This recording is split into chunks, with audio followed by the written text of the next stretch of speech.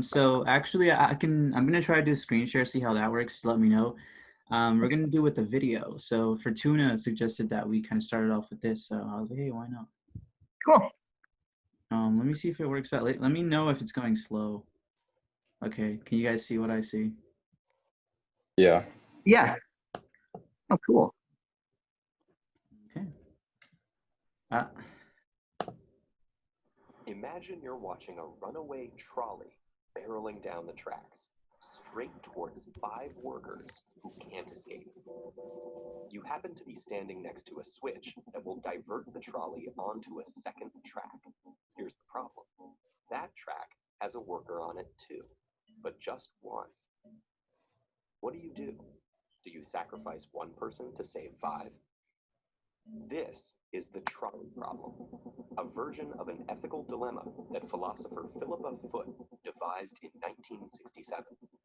It's popular because it forces us to think about how to choose when there are no good choices. Do we pick the action with the best outcome, or cause? That's like calling on a student in class. In one choose when there are no good choices. No, I'm joking. You guys are great. Oh, man. Switch, letting one worker die to save 5. And other studies, including a virtual reality simulation of the dilemma, have found similar results. These are consistent, which are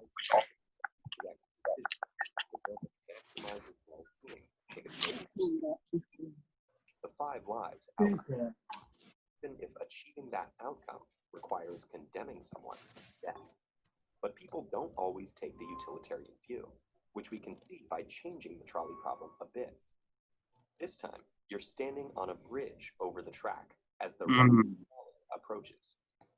Now there's no second track, but there is a very large man on the bridge next to you.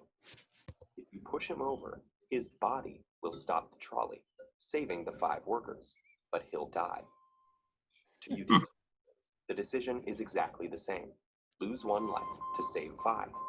But in this case, only about 10% of people say that it's okay to throw the man onto the tracks. 5%. Our instincts tell us that deliberately causing someone's death is only 10. Wow. As collateral damage. It just feels wrong for reasons that are hard to explain. This intersection between ethics and psychology is what's so interesting about the trolley problem. The dilemma and its many variations reveal that what we think is right or wrong depends on factors other than a logical weighing of the pros and cons.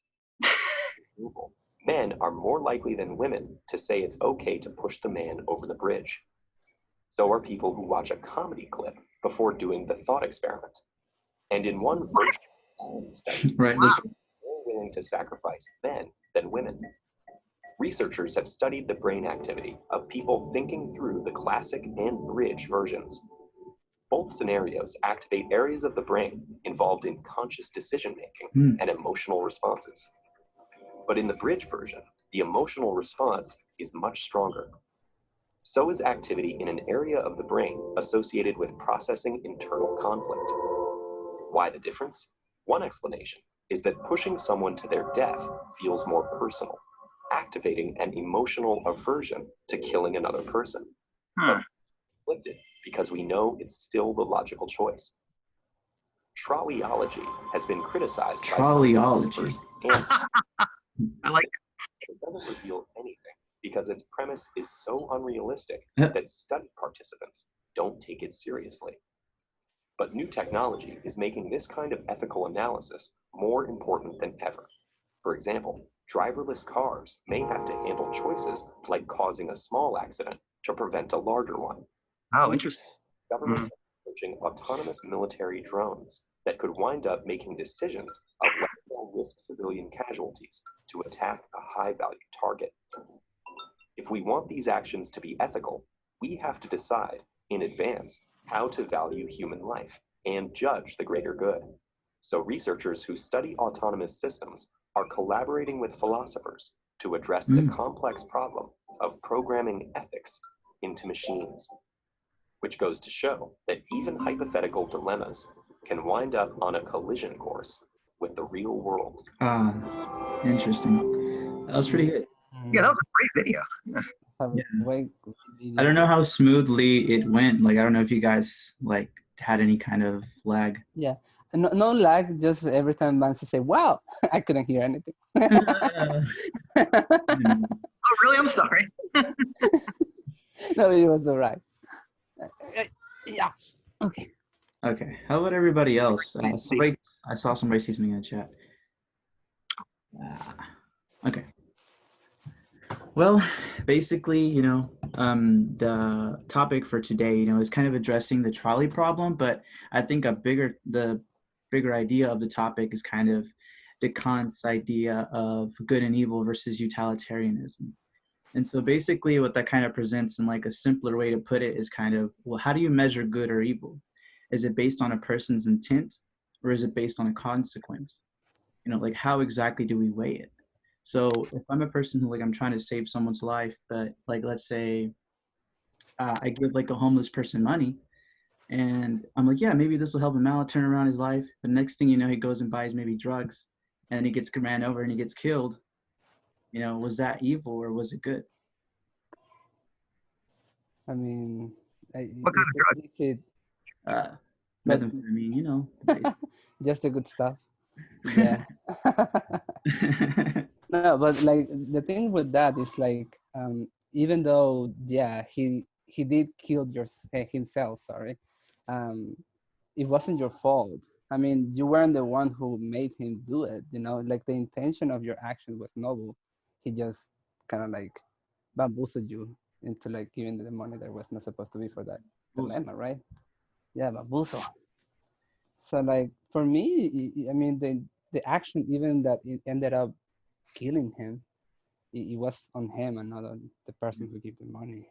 Well, maybe this is something that's a little too simple, but if we apply this kind of logic to a government, and in a sense, how does something let's say if I think the government is doing evil by taxing the poor more than the rich, just an example, nothing specific, and nothing realistic, at all. And so then what if I look at that and I say it's evil, but they look at that and they're looking at the broader, or they're looking at the consequence in a sense, and then their part is good, who's right and on what basis? Yeah, and just to add to that, I mean, if you want to talk about intention and the video reference psychology, I mean, how to what extent are we completely aware of our own intentions? I mean, if Kant wants to say the intention is what matters, and psychology suggests, well, you might be motivated by quote unquote unconscious factors that you're not even aware of that color your very way to understand yourself and what your true intentions are. It becomes a little problematic. I mean, is Kantianism even realistic? Yeah. And also, I think we have to question real quick, what really matters more? Does intention really matter at the end of the day when the consequences are always going to be negative? Isn't the whole idea of having, wanting to plan something, wanting to do something, having the intention of something is of the outcome of it actually being good? So does intention really matter as much as we think so? I mean, the way I see it, just to kind of give my opinion, is intention is more something of the internal. It's it measures you as a person, whether you have integrity or not, while, the actual action in and of itself is what can be seen as the outward good, or rather the external. Things that are possibly out of your control or within your control if you measure them precisely. That actually reminded me of a saying that I have in my country that it kind of translates to hell is full of good intentions. Oh yeah, the road to hell is paved with good intentions. Yeah, that's the American version. Yeah, I mean, okay, I love that point. I mean, the other thing to consider is on the one hand, how do you quantify internal results? So it could be hey, a lot of really bad stuff happened to you as a result of my decision, but now you're stronger for it. Now, you know what I mean? So it's well, okay, so then how do we rank? Okay, yeah, now you're completely out of a job, but you learned something. I mean, it's do we even know exactly what good results are? And then the other thing is I find it hard to believe that human beings are able to, I guess, compartmentalize in the way that Kant suggests, seemingly, because it's like, well, we can sort of categorize, here is the intention, and then here is the results. But when you are intending to do something, aren't you automatically considering the results? Mm. So I don't really see how, to your point, Orlando, I don't see how you can necessarily separate them to this degree. It seems like the intention is indelibly tied to the results. Mm. That's why you have the intention that you have. And then just one more before Fortuna. I just want to say, like, also, I guess you could say that maybe the internal, or rather the, the intention is something that could be kind of subjective. Like how you were saying, Manzi, how can you really measure that? How can you really, you yourself might subconsciously be doing something for another reason, you don't even know it. Well, the external is something that you can kind of somewhat measure a little more accurately, because you can look at consequences, you can look at repercussions, you can look at it and actually understand it. While internally, how much can you actually understand? Fortuna, you're next. Manzi, I agree that like the results and your intentions are they can be very intertwined. So I feel like a better way to look at this issue is, are we going to value humans in and of themselves, or are we going to value them as a way to get a certain end result, right? So like pulling the lever or pushing that man off the bridge, in that scenario, we're using him or her as a way to save lives, But if we were to value human life in and of itself, like what Kant, is going to advocate for, then in that case, I guess we wouldn't be pushing anyone off a bridge, and we wouldn't intervene within a homeless man and give them money, I guess, to a certain extent, depending on how you look at Kantian ethics. And also, I find it interesting, I don't know about the rest of you guys, that the 10% of people wouldn't push the man off his bridge, and then you see in discussion boards and in conversations like these, a lot of people seem to agree with utilitarianism, but there appears to be a disconnect when it's actually stimulated. Mm-hmm. And there's actually a video where people, the situation is actually simulated in real life, and these people are actually freaking out, thinking that they have to pull a lever or whatever the heck. And in the midst of them panicking, most of them end up not pulling the lever, and they end up letting the 5 people die. End up letting the 5 people die instead of the killing the one person. So I'll try to find that video and link it. But yeah, very interesting. I think that was season 3 of Fear Factor. I kind of want to ask you something really quick. So, I mean, like with that point that you were making about Kantianism, like, and the guy pushing him off the bridge, wouldn't it be bad either way? Because couldn't you say that in intervening, you're killing someone, but then in not intervening, you're still killing someone?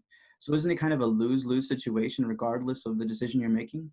I think Kant would say that not intervening is not intervening, if that makes sense. Like, you're not really making an active choice in the matter. Whereas some people would say not intervening is an active choice that you're making. Mm-hmm. I think Kant would probably say that he's just not making that decision and doing nothing is the choice to make in and of itself. And so it sounds like a cop-out, basically. Yeah. Going oh man, we got to have like a tally number of like Jeff's like puns throughout the meeting. Like it's gonna get up real quick. That's what I've been saying. I've been saying that for years.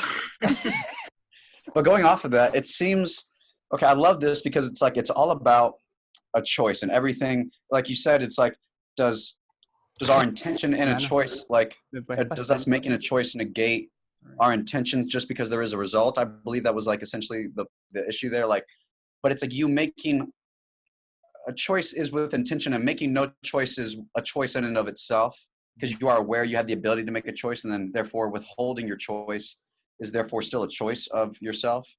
But then take it this way: instead of throwing the fat man off the bridge to stop the train, what if you just jumped off yourself to try to stop the train? No one seems to think that. Mm-hmm. What if you just threw yourself in front of the train as a that's a choice. I was like, I would probably do that. Exactly. So you have this other choice of self-sacrifice over trying to sacrifice another or sacrifice 5 over 1. What if you had the ability to throw you or the man off the bridge? The man is heavier, so you could say, oh, he's going to have a better chance of stopping the train. But either way, human death is made or whatever. So what if you had the choice to, or you had the choice to throw yourself in front of the train? I like to say. So.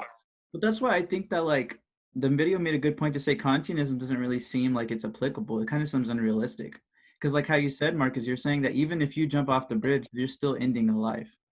So it's like, how do you draw the line there, I think it's about because okay, so it's like you sacrifice yourself, or you sacrifice an other, or you sacrifice five.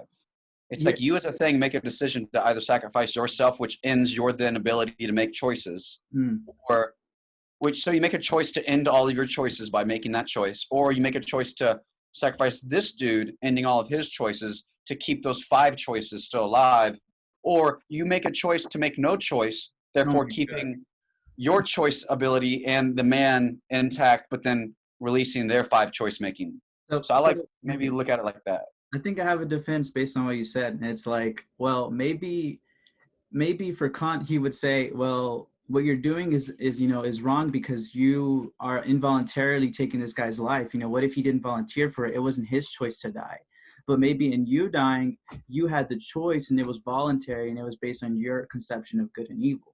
And so maybe based off that, you kind of have like a defense of like, oh, well, he was following his moral beliefs, Going off of what someone said in chat, that human lives are lost either way, but it's the intention of that death, and it's the purpose of that death, in that it matters, because the purpose of death, and like a death is a death, but more importantly, the purpose of that death matters more than the fact that it just dies. Because otherwise, everyone's just dying. There's no purpose to any death. Then everyone dies. But if a man sacrifices himself in the battlefield, say jumping on a grenade, oh, a death is a death either way, but it mattered how he died, right? You know what I mean? Or why he died. I don't know if that makes any it was sense. voluntary or involuntary, I guess you could say. Yeah, that way. And there's a lot of complications here with making decisions. I think it all revolves around choice and intention. But I think John was next. What's up, John? Nancy, correct me if I'm wrong. Didn't Nietzsche say that essentially that the choice was inconsequential? Well, yeah, he did and he didn't in a certain sense. The results, how to put this, are more or less inconsequential rather, insofar as you're free to interpret the value of whatever the results may be. Because it's based on whatever the value of that particular society or that particular rule of domination is at that time in that place, right? Yes, I mean, to some extent, but that's also what he's rallying against. He's like, you're free to compete with your own value system, with the inherited or traditional value system of the time. And for him, that even meant how you value life. So yeah, I also, let me just throw this out there too.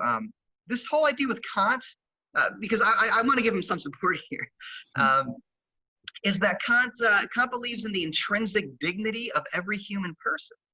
Which is to say that, well, I'll restate it in a phrase that's maybe more familiar. You are never to treat human beings as a means to an end, that every human being is an end in and of itself. So to push a human being in front of a train is to use that human being's life as a means to an end, which is already to disrespect the very dignity that comes just with being alive as a rational human being. So that's the idea. So you could say here, I mean, this is where Kant's point is. It's like, yeah, clearly you value the lives of the people on the train or the trolley, and 5 lives, more than one life. But the way that you treat life itself, there are certain ways that should never be allowed or permitted or justified. And that would be one way for Kant to defend against the utilitarian justification. Isn't that why Nietzsche made the relativism argument, though? Yeah, I mean, in a sense, yeah, he's certainly not a fan of Kant. But yeah. I think when I kind of, well, I'll let Fortuna go first.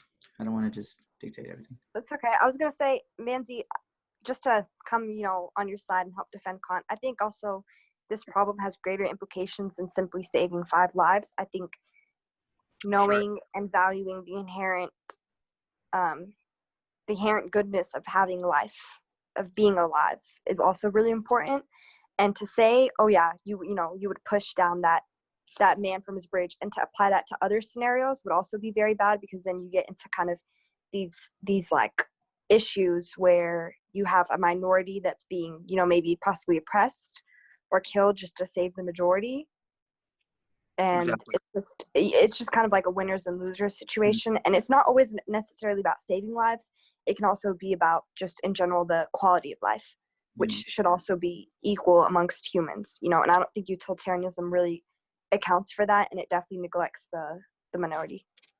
Fortuna, like I kind of completely agree, and so that's kind of like what I was going to say next. I the way I see this is not really one or the other. It's not really, oh, it's this side or that side. I think it's a mixture of both, you know. And I kind of feel the same way when it's individualism versus communitarianism. It's the same thing. It's that like you should still hold individuality and life. You should hold it dear, and you should understand fairness, and you should understand that you shouldn't have discrimination. But at the same time, you have to also measure the consequences of your action. So it's like when we do these things, it's a little bit of both, if that makes any sense when you're looking at it. It's not really this idea of I'm completely like this or I'm completely like that, if that makes any sense. But how do you get both out of that? Like, how can you qualify it, I guess? Because you can have the basis of, once again, having the consequence of an action, but at the same time knowing that it shouldn't come. If there's an action that can kind of, like, let's say you have options and there's an option that you can take without taking any lives, that is something that should always be prioritized. Like, you still have that idea that you should hold life dearly and it should never come at a cost, but then you should also have the idea that you should measure consequences as well. But in the context where you're like forced to choose, I feel like it becomes a lot harder to qualify, because in the context of the trolley problem, like there's really no way to take a middle ground on it, you know? Yeah, well, I think that's why it's something that's going to be relative, and it's something that's case on case basis. You know, like on the trolley problem, it's pretty clear and concise, but like how you quoted on in terms of discrimination, it's much more intrinsic, and it's something that you have to weigh more different factors out more heavily. Yeah. But isn't stating that human life has a certain value already making assumptions? So again, and I'm not saying I believe in Nietzsche, I'm just throwing it out there as a counterpoint. If we say all life has value, well then with the death of God, does that value evaporate? So here's the thing. I think regardless if you believe in a God, I think for some, regardless of anything, you exist in a society. And if this society kind of harbors this idea of life, then, you know, most likely you're going to harbor that as well. Wait, And the death of God. Explain to me how that's possible. it's this idea. Quite Well, honestly, okay. I will tell you that Jeff would likely say it more articulately than I can. Sorry, Manzi can say it more articulately than I can. But the long and short of it comes down to Nietzsche saying if we tie all value to some flavor of belief in God, how do we know that that value is eternal? So if we say that that value would possibly not be eternal, well then if God dies, that value dies. I think But there's the very idea of God is supposed to, it doesn't exist where space, death is not allowed there. So Why don't three people talk at once? We'll all understand everybody. That'll work beautifully. Exactly, you're right, John. I just want to say, I think that's making an assumption that you value life based off the idea that God exists. I don't think that's necessarily true. Yeah, I think that's Nietzsche's point, is that anything that tells you what you should value is something that you should question, because true value comes from you. I agree with that. This idea that, yeah, because Marcus, when we studied freedom in Jean-Luc Nancy, he's very much about this. He was like, yeah, ultimately saying that any sort of, I guess, concession of value that exceeds your evaluation somehow is something that ought to be, at the very least, considered and maybe reconsidered, rather than just blindly accepted. But yeah, Orlando, you want to say something? No, I mean, I think you expressed what I believe pretty well. I mean, I think off that book that you recommended to me by Martin Buber, I kind of like the points that he was making, that it's not necessarily just a moral view that comes from this idea of God, but it comes more of a naturalistic way too. You know, it's both. You know, it doesn't necessarily have to be one or the other. You know. Absolutely. Anyways. Yeah, we have a lot of comments in the chat here. Some questions. Let me see. Who's next? No, I don't think. I think maybe John was the last one. Or Fortuna. Did you want to say something still, Fortuna? No. Marco said, how would this work in the case of someone who sees hard determinism and cannot be held morally responsible for their action? It's Yeah, like that's you an watch devs. Interesting. interesting point. That it's all about Very determinism. So I'm much. very curious. They believe in what they call tram lines, where everything is already determined. So if that's the case, no one did anything to another person because it's already there. Mankind's personally, I don't believe we're ever supposed to obtain that knowledge. I don't think we're ever supposed to see the tram lines, but they might exist, okay? But that doesn't, it's very hard to comprehend this aspect that time is always there and that everything that exists in time is just there, but you just haven't experienced it yet as a thing within the time that experiences it linearly. So it really makes it hard to defend the aspect of free will from that aspect, but it's still, to me, it still exists. And there's no way to like rationally explain that while still believing in the tram lines, etc. Because if you believe that, it's so beautiful to me that you got to understand that there's a point in space time, okay, like this lighter, okay, the moment I moved this lighter in front of my face, okay, it was always there in space time, but just our experience of time had not yet experienced that point of time and space where this lighter had reached this point of space and time, simply because we experience it moment by moment, etc. But the point there, the point of that position in space and time, etc., has always been there. It's just we don't experience it as always being there because we are in it. Does that make any? It's so, if that makes any sense. But that still should not negate the fact that you have a choice to put the lighter in front of your face, etc. Even if it was already always supposed to happen, because you can still.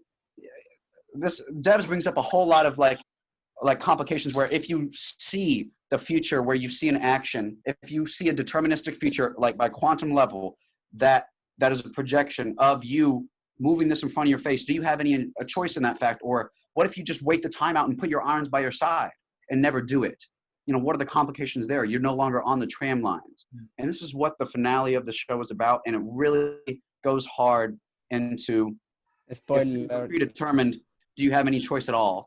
But still, it seems as if you do have a choice. And it's like someone makes a choice and it breaks some things, and it's magnificent. So imagine it like that. Imagine if you saw a projection on a screen. Like imagine like in front of me, there was a screen right here, and it showed a projection of right behind me, okay, from like this perspective. And from behind me, it showed me turning my head to the left 5 seconds into the future, okay? But then you don't turn your head, or like you just by seeing it, you go, and it's already there. And then it's like, whoa, what? And it's like you're not even trying to replicate it, but it's just happening. So, but imagine though, do you think you have a choice to break that? Like, does anyone think that you would have a choice still if you saw everything projected? Do you collect royalties for people who watch this particular program? Say what? Hey Marcus, I have a quick statement. Like, I think a justification of I couldn't have done otherwise it's a really cheap and a big misunderstanding of determinism. I think that's what that is. I think you're absolutely right. I think you can't discount like this sort of, I call it this illusion of free will that you still have. You still have the choice to do things. And you could still believe in determinism while still having free will, in my opinion. What if predetermined that I made a choice to change my course of life? That still can coexist within the same realm of however you see it. Could you reduce that to survival instinct? Yeah, exactly. I think determinism is like freedom, is like we can't really experience it in its entirety. I think it's something outside of us.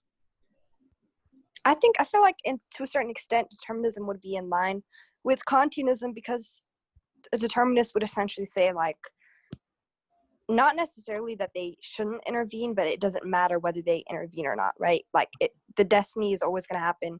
Whatever's going to happen is what was going to happen from the get-go, so it doesn't really matter. So I would say like in terms of how determinism plays into it, I don't think to a determinist that choice would matter to begin with. That choice would be irrelevant whether to pull the lever or not.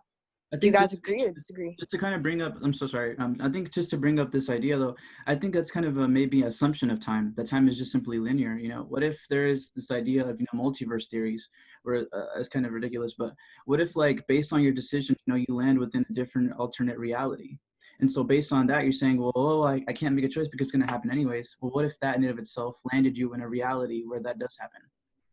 I think that's it's difficult to kind of understand it, but. More not a accurate. fan of the multiverse theory. I feel like it negates the meaning of all this that is contained within your bubble. It's like, well, there's all these other bubbles. Screw it. And it's like, No, I don't know. that's not But necessarily true. the multiverse theory has grounds as far as argumentation, yes. But That's not I necessarily don't like true. it, Orlando. I think I have a complete I- rebuttal to that. I think the whole idea is that maybe these alternate realities can coexist, but which one you land on is dependent on you. So it doesn't cheapen it. I think actually it entices you to do better. Yeah. Okay, so it's about. Hang on. Let's just bring it back down to earth for a second, because I don't know if Marco meant this kind of thing when we discussed determinism. And again, I'm not sure, but it seems like because he wanted to emphasize culpability or accountability. And to me, that sounds something along the lines of, again, like instinct, like stimulus response. That's why you're not accountable, because you're just responding in a way that's very natural. So again, the question would become: is it natural to be moral? Is the actual response to, I don't know, say push somebody off and save 5 lives or whatever? Is that something that you, I guess, learn to do, or maybe a more basic way to put it would be this, and then we could apply it to the trolley problem. I mean, if there's just a bus hurtling in your direction because you tried to jaywalk, I mean, do you throw somebody in front of you to protect yourself or not? Like, what is instinctive? What is the most natural response? And if the most natural response is to, again, value your life over others or whatever the case may be, well, then how could you be held responsible for your decisions that we later interpret as moral or immoral? If you're just reacting, you know what I mean? In looking at in trying to find this video that I've been talking about, which from what I remember correctly, it was about 10 people involved in the experiment, and nearly all of them said that they would pull the lever, but in reality, about half of them actually ended up pulling the lever. Yeah, but that's interesting. yeah, and in trying to find that video, I actually found out that Chinese versus British people, they differ culturally on whether they would pull the lever or not, and Chinese participants were less willing to sacrifice one person to save 5 others, and less likely to consider such an action to be right. So I think that definitely ties into this idea of determinism playing a part, because with their upbringing and their background, they're less likely to But act. I have this question. Okay, so yeah, the problem is that you whether like sacrifice someone or you like let the other people die, but would you sacrifice yourself instead? That's what I talk about. When could you throw yourself off into the Could train? you trade yourself? Yeah, instead of throwing the other person, you throw yourself. In the context of the problem, it's not really applicable. But the one with the bridge, yes. I mean, yeah, you are not that big, but I mean, Yeah, you need to be. I think the problem is assuming that you're big enough to. to block. Yeah, I mean, the problem is assuming you're not big enough to block the train. But in real life, like that definitely has. If you're driving on the road and you're about to hit someone, a pedestrian, are you going to swerve and possibly kill yourself, or are you just going to hit them dead on? Is that what you're asking? yeah, like if it is a choice for you to also sacrifice yourself and you save all people when you sacrifice yourself, would that also be an option? I like what you said, Fortuna. It's like, and I want to say the most natural instinct that a human has is to swerve rather than just go, no, I'm just going to hit this guy. They watched at the wrong time. I was going too fast anyway, but I don't want to swerve and risk my life. I feel, we talk about, Manzi talking about instinct, that the natural human instinct is to immediately swerve. Whether it be sometimes people just run over squirrels, etc. So I guess the line can obviously be moved further outward, but it's like, would you swerve to not hit a bunny? Would you swerve to not hit a dog? Would you swerve to not hit a human? Would some people just hit the human and say, I feel like most people, the natural instinct, 99.99% would naturally swerve when they're not impaired. But it's when the instincts are naturally, not natural, but when they're impaired, said by drugs or alcohol, or alcohol's a drug, so drugs, that the choice might be different, whether it be reaction time that the natural instinct can't kick in, or you're just like the consequences, the responsibility kind of just goes out the window.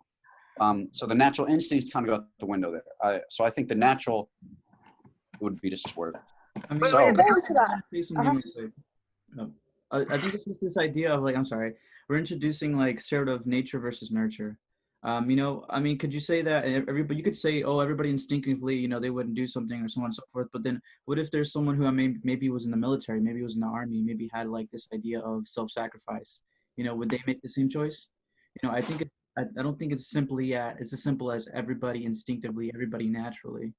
I think it's a case. Does So go Orlando ahead. just told us that he would run over a human. I'm pretty No, sure. no, I'm talking more about the trolley. I wouldn't run over a human. I'm talking more about the trolley. I'm not talking necessarily in terms of that. I mean, maybe a serial killer wouldn't care. They'd be like, oh, I'm just killing. Another one in the bag. Exactly. Yeah. See, exactly. So that's what I'm like. So that's why the Doesn't it trolley conflict problem. with your point, Marcus? If Yeah. let's say taking the whatever imperative you're implying out of the equation, that we would naturally go and avoid it. Well, what if the only reason I'm avoiding it has nothing to do with what I see as far as the value of what I might not hit, as far as protecting my vehicle? Or your insurance rates.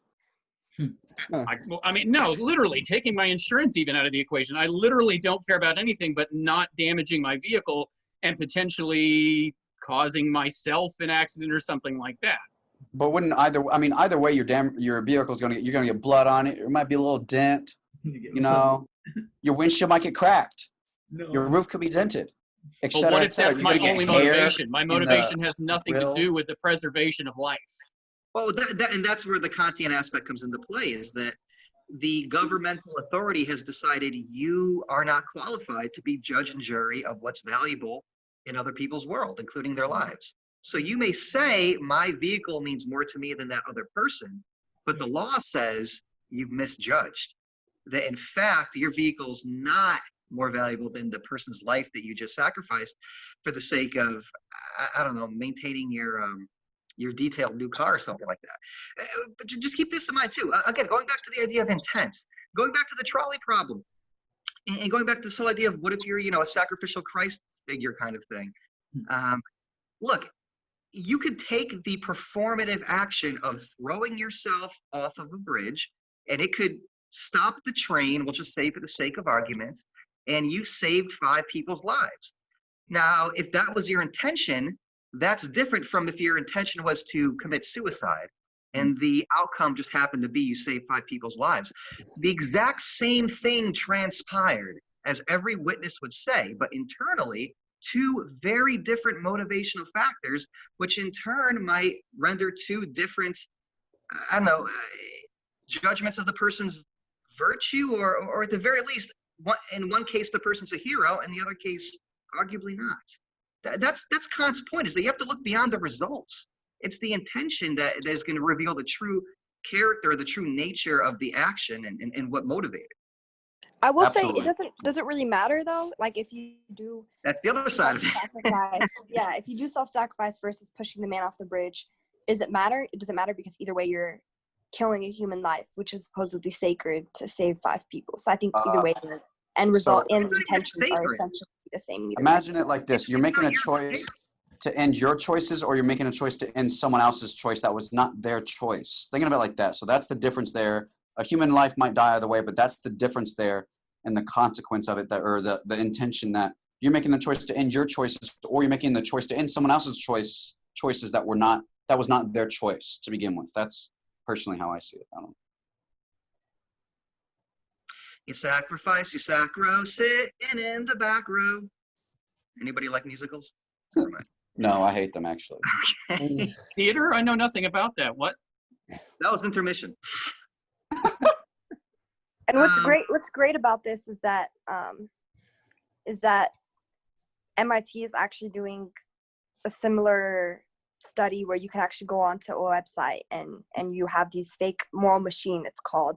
You have these stimulated scenarios where you decide whether to kill certain people over others. Like, I don't know how to describe it. I'll put a link to it, but it's awesome.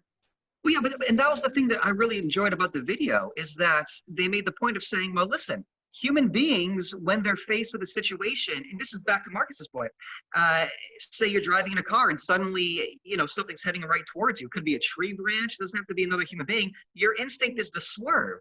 And then instead of just taking the tree branch and getting your windshield cracked, you swerve and hit a family of 5 in a minivan. The idea being that if cars are able to somehow control themselves, drive themselves, they will keep you from making the wrong decisions. That now removes your autonomy for your benefit and for the safety of others. That's the idea. I find that very fascinating. Well, doesn't that kind of assume though that there is like this overarching right or wrong? The value seems to be life. That And that- seems to be the unquestioned standard. And then it kind of gets into like, you know, iRobot and sort of like do machines have dreams of electronic sheep?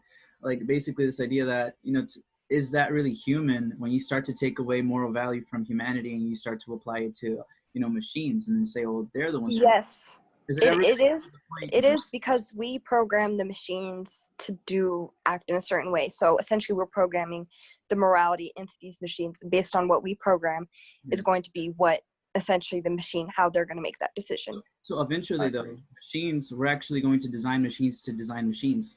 So that's actually not necessarily always going to be true. You could kind of argue that there's this foundation of humanity within machines, but at what distinction does it start to not benefit humans?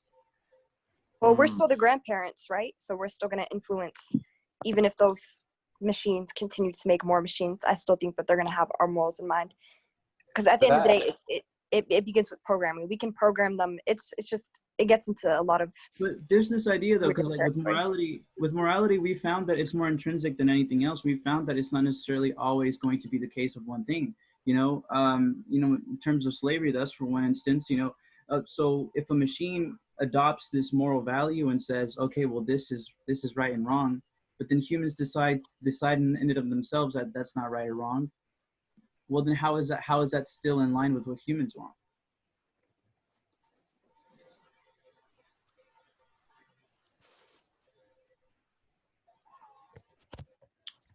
Going off of the AI having a choice, etc. The way a human is made and the way a machine is made is intrinsically different. You know, machine has parts that is put with another part that is put with another part that is put with another part that is put with another part, and then together they do this thing that we say it does. But then a human, I don't have to explain the birds and the bees here, but you know, I'm saying there's a bit different there. It's a bit different. So that's why Blade Runner, another movie reference, Blade Runner 2049, that guy starts to think he's God when he makes a replicant that can give birth, etc. So it's like at that point, what are the implications of that? You know, if we make a thing that can replicate with another thing that can make a thing the way humans do, what's that? Like, what is natural at this point? Yeah. I have no answer to that question. I thought it was just something controversial to bring up. So there you go. No, you're absolutely right, Marcus. And I kind of want to ask you, I mean, like, when you're valuing life, don't we value individuality? And like when we're starting to give machines this power, or rather we're starting to say that there's this absolute value, don't we get further and further away from individuality? Oh man, this guy. So you said whenever, repeat that last part, the where we get farther away from it. He's killing it right here with the jokes, man. wait, what you said? When we we get further away? So when we start to kind of think of these ideas as absolute, don't we kind of get away from individuality? This guy, Manzi, I caught that. I like the point. I like the point. Like what by saying that what, like absolute choices don't make an individual's choices like individualism then? Like what? Let me give you a case. So like I've been reading this book. It's called Foundation's Edge. Basically, just to kind of get to the end of the book, this guy, he finds this planet that is like one consciousness. So it's like all humans on the planet, all the plants on the planet, everything on the planet is on literally one life, one consciousness. They're all connected. And they essentially tell the guy who found it, they're like, hey man, you know, we noticed that you can kind of make all the right decisions without all of the information. We want you to decide, do you want us to take over the universe, or do you want the universe to kind of let itself play out? And that's kind of what I'm asking here. You know, do we want to go and conform to this idea of absolute, or do we want to let individuality kind of preside? Well, in my case, I'd rather the uncertainty. It makes life more appealing to me. To have total control, it gets boring. But that's my case. But I think that's the point though, is that like, I think that's one of the reasons we find life valuable, is that we do make mistakes and we do come to this sort of chaos, and from that we can make things uniform. But I don't think we were ever meant to be just perfectly uniform. Really? I mean, we have reason. We have intelligence. We have the ability to know things. We can impose rational order. It seems like it's in our nature to have complete control over everything. But that's the point, though, is that like also is that if there's nothing to have control over, then what is controlled? An illusion. Okay, that was a great point. Let me just respond to somebody in the chat here. So yeah, I like this. So Ibrahim, you said, what did the actual reaction be to hit the brakes? And I think that's an interesting point. And you know, I'll kind of double down on that. You know, what's really funny is I had, you know, your comment triggered a memory. I remember driving to my college campus when I was a master's student, and they had this giant, so you know, you have to like show your ID, and then the gate opens, and then it shuts, and you have to wait your turn. Well, I remember being in a vehicle, and you know, being a rational human being, I like to think. I remember driving, like showing my pass and driving underneath it, and then the thing started to like close like ahead of time, like sooner than it should have, and I instinctively ducked like that. Even though I'm in a car, I know it's not gonna hit me. It just my instinct was to, again, oh, something is coming, avoid it. And I think that you're taught to learn the brakes as the main mechanism, no pun intended, for avoiding, you know, possible collisions on the road. I think the idea would be that if you have fully operational self-driving cars, you don't even have to worry yourself with ever having to make that decision anymore.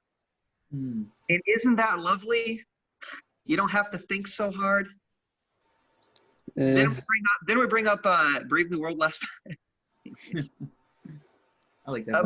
But and it's not even about thinking. It's also about, you don't have to react. Like, because, and here's the other side of it, you might react in a way that proves to be very costly for your future down the line if you swerve and hurt somebody. So this also exonerates you from any legal culpability. But Manzi, just to kind of respond to that, just from the movie I, Robot, they tackle that exact issue. You know, where Will Smith is dying and there's a little girl dying, and Will Smith would have rather saved the little girl, but instead the robot, you know, all of life matters, he saved Will Smith instead of the little girl, and like that haunted Will Smith literally for the entirety of the movie. And so, like, to what extent, you know, does it make a difference? You know, should we value, you know, life that still hasn't existed yet? I mean, I don't know. I've never seen the movie. What was the little girl Scientologist? What? He calculates that Will Smith had a higher chance of surviving, like a 54 versus the girl's 40 or something like that. So he makes. Yeah, that would be the utilitarian approach. What is the most likely? likely? Away from Will Smith's own choice to like let someone else survive. Like it takes away from his freedom and his individuality. That's a great point, Orlando. And I think that's one of the problems that we face with automation. I think I said that word wrong. Artificial intelligence, basically, you know. So I know it's interesting. Yeah, it's very similar to. I mean, you think of people who are being kept alive in a conscious but more or less vegetative state in hospitals, and they say, "No, I want you to pull the plug." Mm. And their family says, "No, we don't want to do that." And the guy says, "No, I'm telling you, you're going to go bankrupt if you don't." and so, you know, where does the autonomy lie? I mean, again, you could imply intention with Kant versus utilitarianism there as well. I mean, what if you are the victim in that situation, and you understand that the likelihood of you in any way sort of returning to full form is minimal at best, and you say to yourself, "I'm going to be a utilitarian." The greatest happiness principle. If I allow myself to die, that will result in greater, we could say less pain and less maybe even financial burden on all of my family. But maybe the family are a bunch of Kantians who say, "No, your life will not be a means to our end. We won't allow you to do that." Who Are gets you the final describing the say? situation at Cook Children's Hospital right now? Is that what? I'm not familiar with the situation. There's a baby on life support that has Epstein-Barr syndrome, and the doctors have gone to court 4 times with the family to get the baby taken off life support because it will permanently suffer and never recover. Oh, jeez. Ooh, And interesting. the family keeps saying, it's not your choice, it's not your choice, it's not your choice. It's mine. Ooh, Interesting. Wow. this is a I heard conundrum. That's really perfect, actually. Wow. Well, that's messed up. Not I mean like that. Yeah, it's perfect. Wow, Orlando. Orlando. Huh? Say that again. Talk about me scoring. Clip it, clip it, clip it. I'll clip it. I'll clip myself. I don't mind. I'll do it. And then I'll have Manzi dabbing to that point. Perfect. Then we'll Well, all this get canceled. is- Approved by Manzi. We're all fired. I liked this discussion. This brought up a lot of existential crisis problems that I'm constantly plagued with. So it's been a good day when that's happened. Sure. Does anyone else have anything to say? I thought this was pretty well said. Does anyone else have anything on their mind, or do we Yeah, want to did start we- throwing out? Did we cover everything in the chat? I want to make sure everybody in the chat got a I response. believe. Let's. Mm, I think that's it. apparently you did. Hey, thanks, Abraham, for coming, by the way. You had a lot of good things to say. I wish you could have talked, but thanks, man. Yeah, for sure. Oh, okay. Well, I guess if anybody, okay, let's do one last finishing statement. I'll let whoever wants to talk. Whoever has the last say. Oof. I want to hear from Fortuna because this was her topic. Oh, yeah. What's up, Fortuna? Not throwing you under the bus or anything. Yeah, Oh, we're throwing you in doesn't front of have the to be train right away. instead. It doesn't have to be right now, but at some point. I feel like at the end of the day, a lot of us, even though we say that the right decision would be to pull the lever, wouldn't be capable of pulling the lever if put in that situation. And it's a really hard experiment to replicate because, if you do virtual reality or if you do this on animals, it doesn't have the same impact as like a human life. And as much as I disagree with Kant's personal views and how he was as a person, I think I have to kind of agree with him in this situation here that doing nothing is ultimately what I do, but not quite what I would want to do. Mm. Okay, great. And let me just tag that too. Just so we're clear, for John Stuart Mill, he would not advocate under any circumstances killing somebody for the sake of saving other people. Okay, that is not the Mill utilitarianism approach to it. It's other shades of utilitarianism, but John Stuart Mill has this notion of justice, which kind of comes into play in situations like this. And the idea is that there should never be any sort of policy in place that justifies one person taking complete control of another person's life and ending it under any circumstances. And to go into different types of utilitarianism, kind of like what Orlando was saying, I don't think that the government necessarily can make this decision for us. And he was saying, let's find the middle ground. And I think in our personal everyday lives, it's important to find a middle ground between utilitarianism versus Kantianism. So whether you pull the lever or push the man off the bridge or do nothing, it's important to find that balance. But kind of like what you're saying as well, Manzi, the government does not have any moral autonomy, right? Mm. So I don't think that they should make any decisions to save or kill lives. But then with that line of thinking, aren't we kind of saying that they should take the Kantian approach and not interfere and not do anything? I think, Yeah, I think so. Or we could say minimal interference. Interfere only when it comes to your rights being oppressed. And your rights include your right to live, your right to property, stuff like that. If you consider life as part of your property, I think that kind of changes the hue of things. But yeah. I would kind of say though that isn't the government and law supposed to be the reflection of our own moral kind of beliefs as a whole, as a society? Isn't that kind of what it's supposed to reflect? I mean, I think it's I think that's one position. The other position would say no. It's the one that the government's job is to tell you what morality is, even though you instinctively think it's other things. You want to say no. What's moral is what's best for me. Hence, self-preservation instinct, that sort of thing. But the government says no. What's best for you isn't always what's moral for the greater population. So the government makes you obey the law, even though you think, well, no. According to my moral scheme, I should be allowed to speed 15, 20 miles over the speed limit. And the government says, you might think that and believe that, but you're wrong because it endangers other people.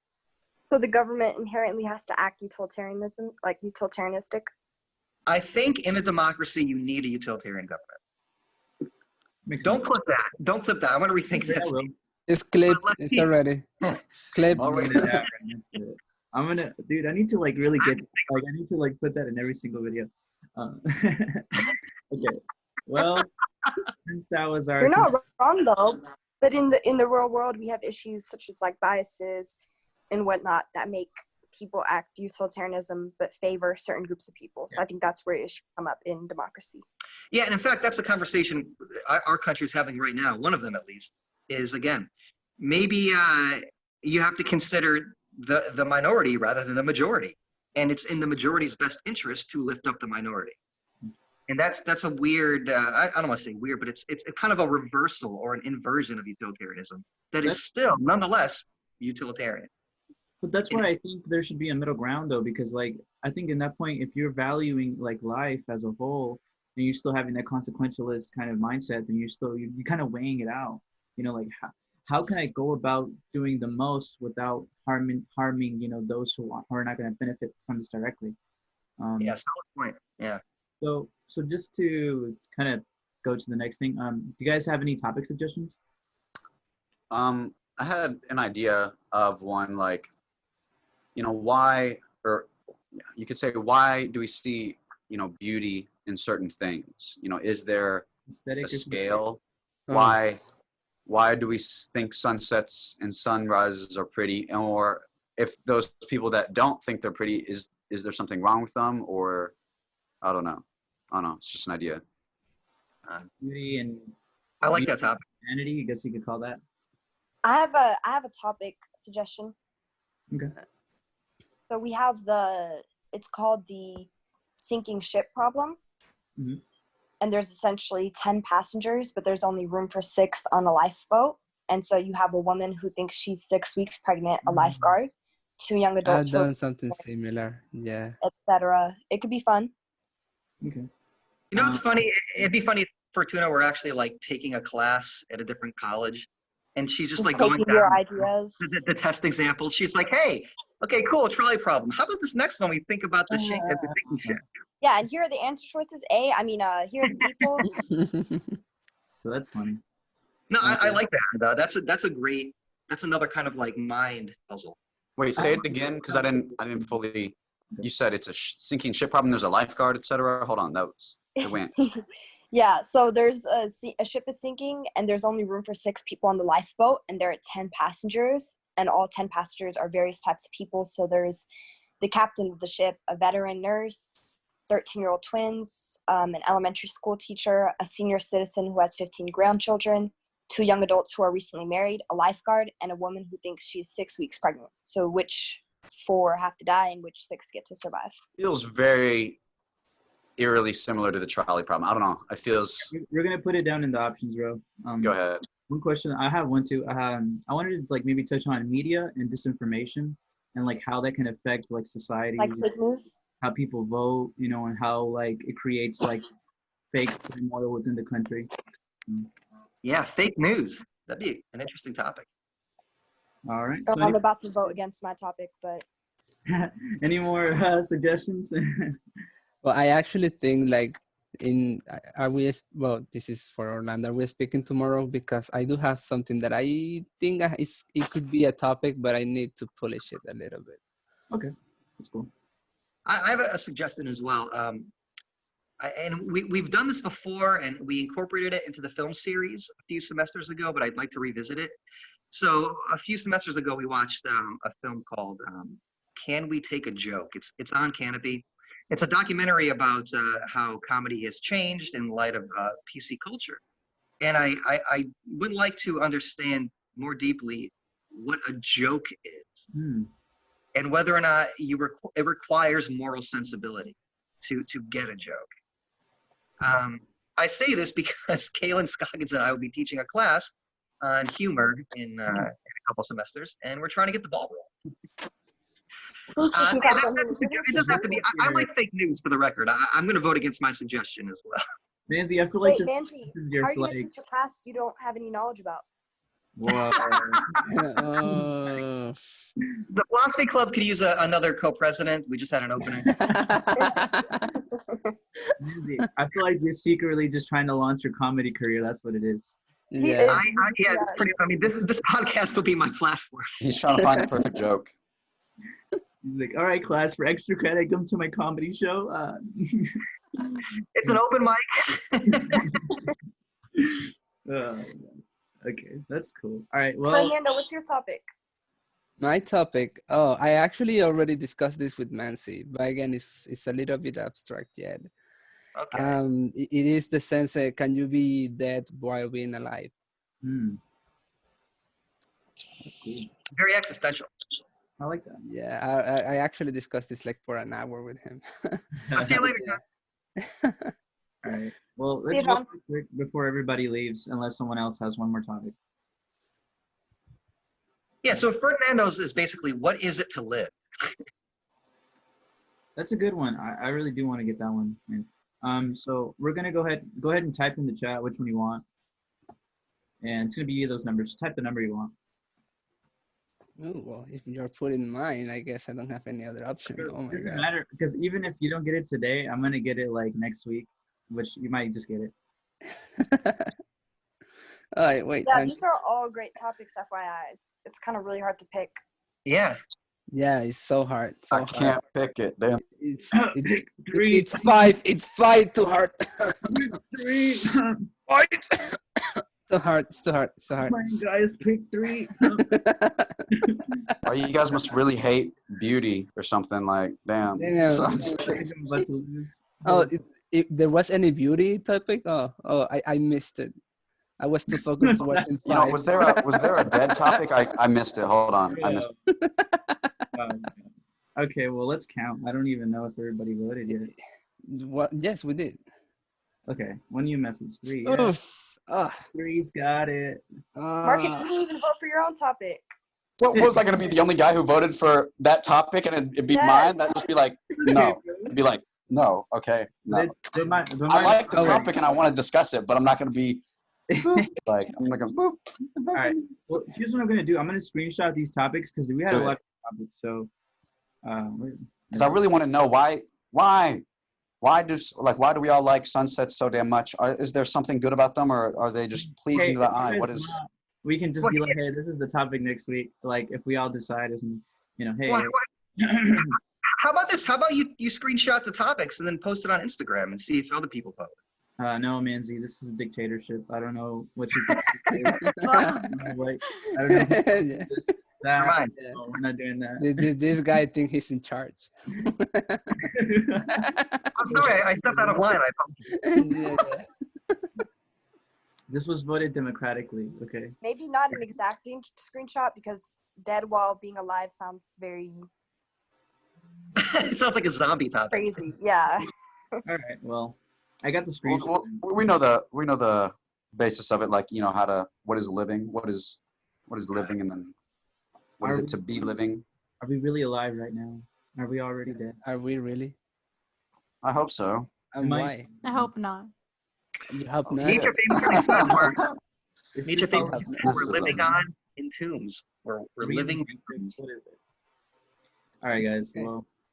Well, If we talk tomorrow, Marcus, I will make you doubt your own statement. okay. I guarantee do you it. that. Make me. I guarantee you that. So you're the guy that hates sunsets, huh? Okay. No, actually, I love sunset. I'm the guy who is with the picture, like, oh look, it's behind the moon. Just like chaka. But yeah, that's not the point. Personally, I the prefer a reason- sunrise. Hey, The guys. reason I like the topic is because it gives rise to like the argument that something could happen to a human being where their view of what is good or what is bad is skewed, and they no longer appreciate life or the beauty of life, and then they start to hate it and turn against it I don't due think to that's- things that have happened to them. So it's an interesting thing to me. I don't think that's 'Cause, you know, true, Mark. some That's a- people that's a start cool- hating living things, and they go out there wanting to hurt every living thing because they've been abused, No. etc. That's You're So it's selling like- them. Are you okay? That was very specific. No, I'm okay. Yeah, Well, you yeah. want to talk about it? gotta We watch- can. Yeah, don't worry. You want Y'all to bring calm some down. wine? This, I this can can make go it. to like calm a down. therapy group, you know, like No. after hours Calm down. therapy. Well, hey guys, I have a question. So are we meeting tomorrow after all? Is everybody free tomorrow? I am. You're free? I'm free. Tina's free. Are you free, Marcus? Yeah? Yeah. You got my testimony though, right? Yeah, I got Okay. everything. Everything's being recorded, so you guys, say whatever you want to say. I cannot wait to see these. I'm so excited for these. Hey, Manzi. So you coming tomorrow, right?